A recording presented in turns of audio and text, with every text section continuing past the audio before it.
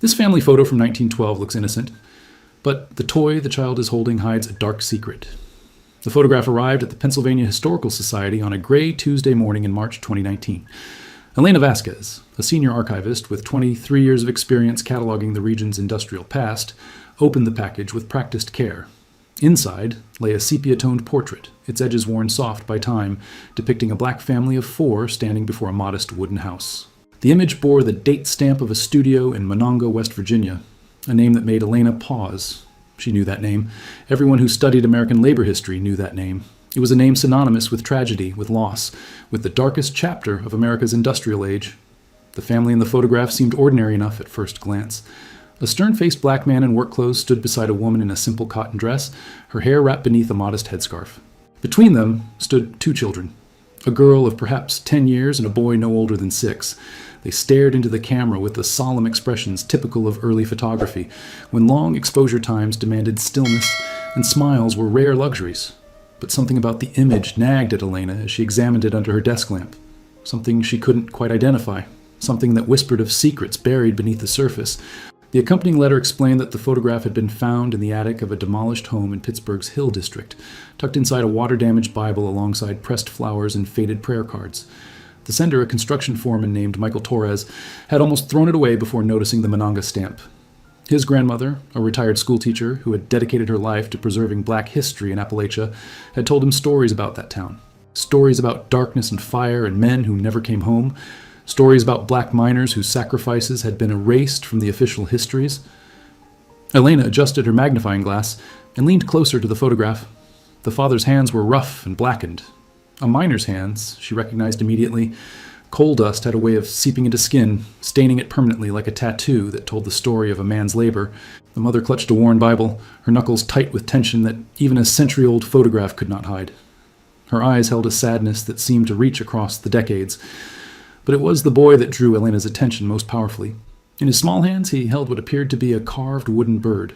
She could make out the shape of wings, a curved beak, the suggestion of feathers etched into the wood with remarkable skill. She made a note in her catalog. Black family portrait, circa 1912. Manonga, WV, child holding carved wooden object. Bird? Canary? The word canary made her fingers hesitate over the keyboard. In mining communities, canaries were not simply birds. They were warnings. They were the difference between life and death. And for black miners in the segregated coal fields of early 20th century America, they were often the only voice that couldn't be silenced. Manonga, West Virginia, in 1912, was a town built on coal and sustained by desperate hope. Immigrants from Italy, Poland, Hungary, and a dozen other nations had flooded into the narrow valley, drawn by the promise of steady work in the Fairmont Coal Company's mines. Alongside them came black workers from the Deep South, men fleeing the terror of Jim Crow, the sharecropping traps, and the ever-present threat of lynching. They sought freedom in the coal fields, only to find a different kind of oppression waiting in the darkness underground. They lived in segregated company houses, bought their food at company stores that charged them higher prices, and sent their children to underfunded company schools. Elena spent 3 days researching the town's history before she found the first connection to the photograph. Census records from 1910 listed a black family matching the description. Isaiah, age 34, born in Alabama, listed as Negro. His wife, Bessie, age 29, born in Georgia. Their daughter, Ruby, age 8, and their son, Samuel Jr., age 4. Isaiah's occupation was listed as coal loader, one of the most dangerous jobs in the mines, and one disproportionately assigned to black workers. They were responsible for shoveling freshly blasted coal into carts while rock dust filled the air and methane gas seeped invisibly from the fractured walls. The more Elena learned about Isaiah, the more the photograph began to speak to her. He had been born in 1876 in rural Alabama, just 11 years after the end of slavery. His parents had been enslaved on a cotton plantation, freed by the Emancipation Proclamation, but trapped in poverty by the sharecropping system that replaced bondage with debt. Isaiah had fled north in 1901, part of the early wave of the Great Migration, seeking work and dignity in the industrial heartland. He had labored in steel mills, railroad yards, and finally the coal fields, where a strong back could earn enough to support a family regardless of skin color, or so the company recruiters promised. Elena found a company record that noted Isaiah's unexpected skill. Good worker, the foreman had written. Unusually educated for a colored man. Makes carvings in spare time. Other Negroes buy them. The notation, dripping with a casual racism of the era, confirmed what Elena had suspected about the wooden bird in the photograph. Isaiah had carved it himself, a canary, the symbol of every miner's daily gamble with death. But why would a father give such a morbid gift to his young son? The answer lay buried in the darkest chapter of American industrial history, and it was intertwined with the even darker history of race in America. The payroll records told a story that the official histories had deliberately forgotten. Isaiah's name appeared on the work schedule for December 6, 1907, the morning of the Manonga mining disaster, when an explosion killed 362 men in the deadliest mining accident in American history. He should have been inside mine number 6 when the blast ripped through the tunnels at 10:28 a.m. He should have been one of the bodies, many of them unidentifiable, some never recovered, buried in the mass graves that still mark the Manonga cemetery. But he wasn't. According to the records, Isaiah had been marked absent that day. The notation beside his name read simply, "Did not report. Troublemaker." Elena contacted the West Virginia Mine History Association, hoping to find more information. A retired mining engineer named Harold Patterson called her back 2 days later. His voice was gravelly with age, but his memory remained sharp as a pickaxe. His own grandfather, he explained, had worked as a foreman alongside black and immigrant miners in the Manonga tunnels. He remembered stories passed down through generations, stories about the days before the disaster, when strange and terrifying things had begun happening underground. Stories that had been dismissed, ignored, and ultimately buried alongside the dead. "The Canaries," Harold said, his voice dropping to a near whisper. "My grandfather said the Canaries started dying 3 days before the explosion, one after another in different sections of the mine. The company replaced them, but they kept dying. Some of the old-timers wanted to stop work, investigate the ventilation systems, but the company refused. Coal had to be loaded. Quotas had to be met. Christmas bonuses depended on production numbers. The dead Canaries were written off as coincidence, as bad luck, as anything but what they really were. Desperate warnings from creatures that couldn't speak but tried to save human lives." Elena felt a chill run down her spine despite the warmth of her office. "And Isaiah, do you know why he wasn't at work that day?" Harold was quiet for a long moment, and when he spoke again, his voice carried the weight of a century of suppressed truth. "My grandfather told me about a black carver who tried to warn the others. He tracked the dead Canaries, measured the air himself using methods he'd learned from an old Welsh miner. He carved wooden canaries and gave them to anyone who would listen, telling them to remember what the real birds were saying. Most men laughed at him. Some called him a superstitious fool. The foreman called him a troublemaker, trying to slow down production. But on the morning of December 6th, a handful of men stayed home. They trusted the black carver's warning when the company told them to ignore it." Elena couldn't stop thinking about the wooden canary. If Isaiah had carved it as a warning, as a symbol of the disaster he had survived, then perhaps it held more secrets than she had first imagined. She returned to the photograph with fresh eyes, studying every detail under high-powered magnification. The bird was roughly 4 inches long, carved with remarkable skill for a man who worked 12-hour shifts in near-total darkness loading coal. The wings were folded against the body in a posture of rest, the beak slightly open as if frozen mid-song, the tail feathers delicately rendered with individual lines. And then she saw it. Along the bird's breast, where the feathers had been carefully etched into the wood, there were markings that didn't belong to any natural pattern. They were too regular, too deliberate to be merely decorative. Elena's heart began to pound against her ribs as she adjusted the magnification to its highest setting. Letters, numbers, dates. Someone had carved a message into the wooden canary, hidden among the feathers where only a careful observer with the right tools would ever notice. She could make out fragments. DC-3, vent fail, 47 ppm, reported, ignored. The numbers meant nothing to her, but she knew someone who might understand their terrible significance. She called Harold Patterson again, reading the fragments over the phone with trembling voice. The old engineer was silent for so long that Elena thought the connection had dropped. When he finally spoke, his voice trembled with barely contained emotion, cracking on certain words. 47 parts per million, he said slowly, as if explaining something sacred. That's methane concentration, the invisible killer. At that level, you're approaching the lower explosive limit. Any spark, a pickaxe striking rock, a lamp flame flickering, metal scraping against metal, could trigger a catastrophic explosion. If someone measured 47 ppm 3 days before the disaster and reported it to the company, he trailed off, unable or unwilling to finish the sentence. Elena understood with horrible clarity. The wooden canary wasn't just a symbol or a warning to fellow miners. It was evidence.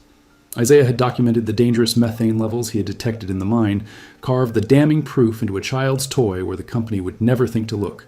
He had tried to warn the other miners through official channels, tried to save their lives through proper procedure, and when the company ignored him, when they dismissed his concerns as the superstitions of an uneducated black laborer, he had preserved the truth in the only way available to a man whose voice didn't matter to those in power. The Fairmont Coal Company had ceased to exist in 1928, absorbed into a larger conglomerate that itself had been broken apart and reformed multiple times over the following decades. Tracking down the company's internal records required weeks of phone calls, archival requests, legal inquiries, and frustrating dead ends. Elena was about to abandon the search when a junior librarian at the West Virginia State Archives called with unexpected news. A box of uncatalogued documents had been discovered during a basement renovation. Water-stained correspondence, safety reports, and inspection records from the Manonga mines, all dated between 1905 and 1908. They had been misfiled decades ago and forgotten. Elena drove to Charleston the next morning, arriving at the archives before they opened and waiting on the stone steps as the sun rose over the Capitol dome. The documents inside that box were fragile, their edges crumbling at the slightest touch, and their ink faded to a pale brown, but they remained legible to a trained eye, and what they contained made Elena's blood run cold in her veins. The safety reports from November 1907 documented a systematic pattern of negligence that went far beyond anything she had imagined in her worst professional nightmares. Ventilation fans had been reported as malfunctioning on November 28th. A foreman named William Garrett had written a memo warning that methane levels were dangerously elevated in several sections of mine number 6. On December 2nd, 3 canaries had died within a single hour, an unprecedented mortality rate that should have triggered immediate evacuation protocols. On December 3rd, the exact date carved into Isaiah's wooden bird, an inspector named Thomas Ridley had measured methane concentrations of 47 parts per million and recommended immediate evacuation and ventilation repairs. His report had been stamped "Received" by the company's main office on December 4th. The explosion occurred on December 6th, 2 days after the company received the official warning from their own white inspector. But buried in the files, Elena found something even more damning. A complaint filed on December 1st by Isaiah, colored loader, Section 6. He had reported the dead canaries 5 days before the disaster, 2 days before the official inspection. His complaint had been marked, "No action, source unreliable." The company had dismissed his warning because of the color of his skin. Elena's hands shook as she photographed each document, tears blurring her vision. Elena knew she couldn't publish her findings without first contacting Isaiah's descendants, if any still survived after more than a century. The photograph had come from a demolished home in Pittsburgh's Hill District, the historic heart of black culture in western Pennsylvania, which suggested the family had eventually left Manonga. Using census records, immigration documents, church records, and genealogical databases, she began tracing the family's path through the tumultuous 20th century. Ruby, the daughter in the photograph, had married a steelworker named James in 1922 and moved to Pittsburgh, where she became a school teacher in the segregated public school system. She had marched for civil rights in the 1960s, taught 3 generations of black children to read, and died in 1989 at the age of 87. She had 4 children, 14 grandchildren, and a sprawling network of great-grandchildren scattered across Pennsylvania, Ohio, and Georgia. Samuel Jr., the boy holding the wooden canary, had taken a different and more difficult path. He had worked in the mines like his father until 1935, when a tunnel collapse crushed his left leg and ended his career underground. He had spent his remaining years as a janitor at a black church in Fairmont, never marrying, haunted by memories he refused to discuss, dying alone in 1971. Elena found Ruby's granddaughter, a retired civil rights attorney named Miriam, living in a brownstone in Philadelphia. When Elena explained the reason for her call, Miriam was silent for a long moment before her voice broke with emotion. "My grandmother never talked about Manonga," she said, her words thick with unshed tears. She would get this haunted look in her eyes whenever anyone mentioned West Virginia, and she would change the subject immediately. We always knew something terrible had happened there, something connected to her father, but she took the secret to her grave. She said some truths were too heavy for children to carry. Miriam agreed to meet with Elena the following weekend. She brought a cardboard box filled with family documents, photographs, and keepsakes that had been passed down through generations like sacred relics. Among them was a letter written by Bessie, Isaiah's wife, in 1912, the same year as the photograph. It was addressed to her sister in Atlanta, and it told the story that the family had kept hidden for over a century, a story of courage dismissed and justice denied. The letter from Bessie revealed something that the official records had deliberately hidden. Isaiah hadn't just saved himself on December 6, 1907. He had convinced 7 other miners to stay home that morning, 7 men who would have died in the explosion if not for his persistent warnings. They were men who trusted Isaiah when the company called him a liar, men who chose to believe a black coal loader over white foremen in suits. Elena realized that if she could identify those 7 men and their descendants, she would have corroborating witnesses to Isaiah's courage and the company's criminal negligence. Harold Patterson proved invaluable in this search. His grandfather's journals, passed down through the family like heirlooms, contained names and fragments of stories from the old mining days. Cross-referencing these with census records and company payrolls, Elena identified 6 of the 7 survivors: Antonio from Sicily, Joseph from Poland, Dmitri from Ukraine, Patrick from Ireland, Samuel from Wales, and Giovanni from Naples. The seventh man, another black miner whose name had been recorded only as George Colored, remained lost to the deliberate erasures of history. Over the following months, Elena tracked down descendants of 5 of the 6 identified families. Each family had preserved its own version of the story, passed down through whispered conversations at kitchen tables, through bedtime stories and funeral eulogies, through half-remembered tales that grandchildren had always assumed were family legends. The details varied, the weather that December morning, the exact words Isaiah had spoken, but the core remained unshakable. A black carver had warned their ancestors about the danger. He had given them wooden canaries as tangible reminders of the risk. He had saved their lives when no one else would listen. Giovanni's great-grandson, a retired firefighter named Michael living in Chicago, still had his family's wooden canary. It was smaller than the one in the photograph, worn smooth by generations of reverent handling, but the same delicate craftsmanship was unmistakable. The same steady hand, the same artist's eye.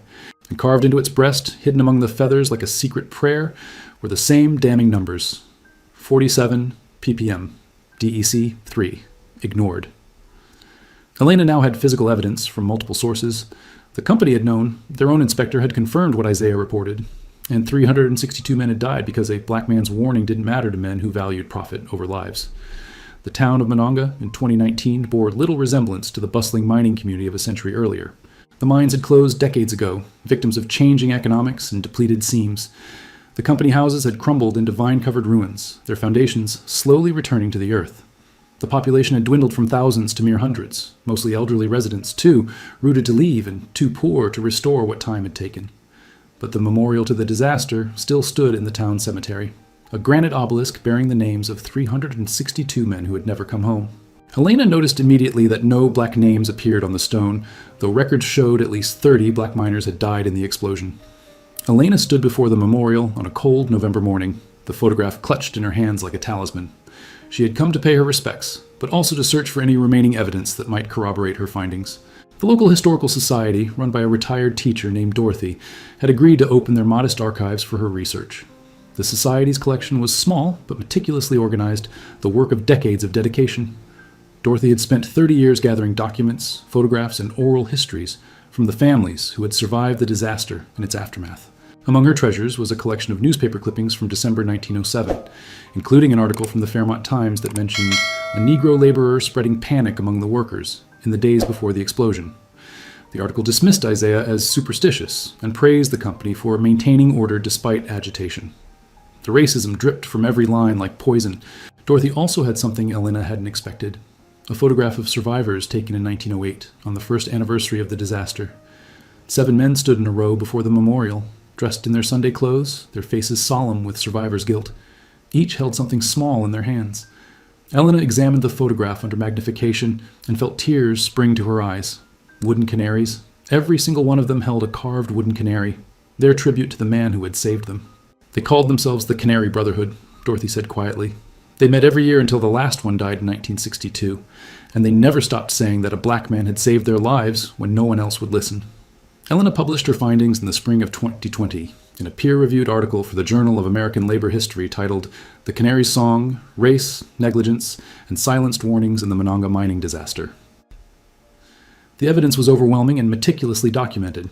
Company documents proving foreknowledge of dangerous conditions, inspector reports that had been received and ignored, Isaiah's dismissed complaint marked source unreliable, and 6 surviving wooden canaries bearing carved testimony to the truth.